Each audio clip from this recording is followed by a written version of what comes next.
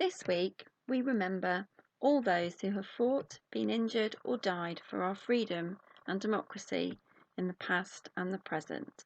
On the 11th hour of the 11th day of the 11th month, we will remember them. My assembly this week is focused on the theme of remembrance, but on a specific area of war, and that is communication in war. Our value this week at Brooklands is communication, and I'm going to start my assembly on communication in war with quite a personal story.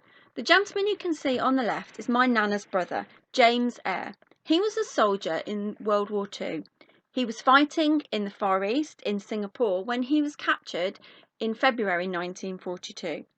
The letter you can see on the right is one he sent to his mum, my great-grandma, telling her that he was safe and well, reassuring her that all was well. Now, if you look at the date stamp, you can see that that letter did not reach home until over a year later. It arrived in England on the 16th of July 1943.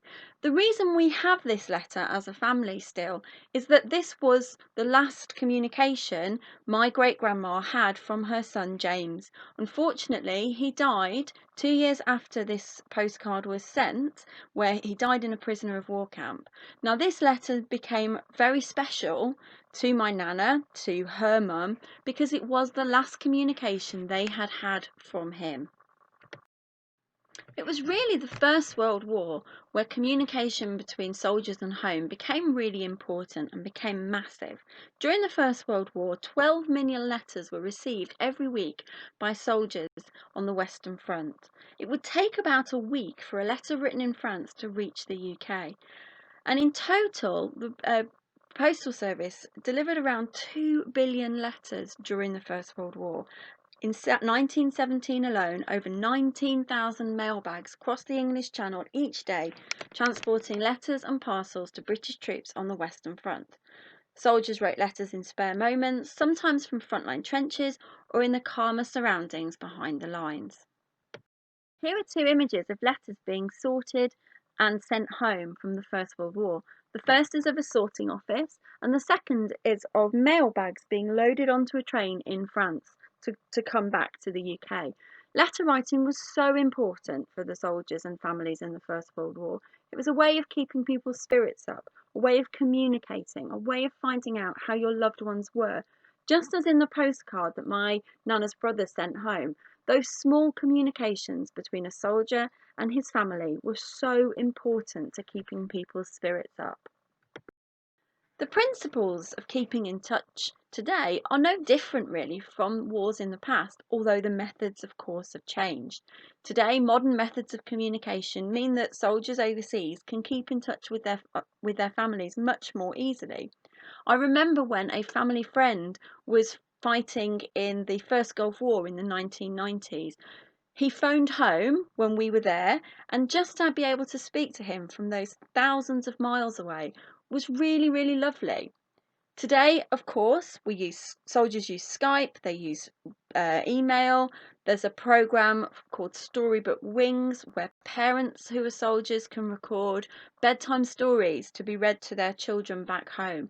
So keeping in touch today is as important as it was in historical wars and historical conflicts, although of course the methods have changed. So far in my assembly, I've focused on personal communication, that between a soldier and his or her family back home. But of course, communication in warfare is vitally important. From the very beginnings of warfare, communication has often held the key to victory. Communicating with your allies while knowing where your enemies are is one of the most crucial parts in war. In military ranks, the common saying is that knowing is half the battle. Military communication has evolved throughout the ages. You can see in front of you some images from World War One, World War Two, where animals were used, right up to modern warfare, where satellite technology is used for soldiers to communicate with one another and for generals to pass on communication to their soldiers. Bletchley Park, just a few miles away from us, is sometimes known as the birthplace of the communications revolution. the cradle of the knowledge age. It was a community that changed the future. As the secret centre for Allied code breaking and intelligence during the Second World War, the codebreakers began to arrive in 1939. Their mission was to crack the Nazi Enigma code. The odds were staggeringly against them, but their success in breaking this seemingly unbreakable code was one of the greatest intellectual achievements of the 20th century, providing the Allied forces with a wealth of information about the enemy's plans. The world's first computer, Colossus I, was one of the technologies developed at Bletchley Park to speed up the process of analysis, and historians widely believe that cracking this code shortened the Second World War by up to 2 years, saving millions of lives. Of course, where there are examples of success in communication in war, there are also examples of failure. This one is rather light-hearted. Apparently, this message was sent down the lines in World War I. The message received: send 3 and 4pence, we're going to a dance. The message originally was: send reinforcements, we're going to advance. Poor communication in war, however, can have devastating effects. This image is quite a famous one.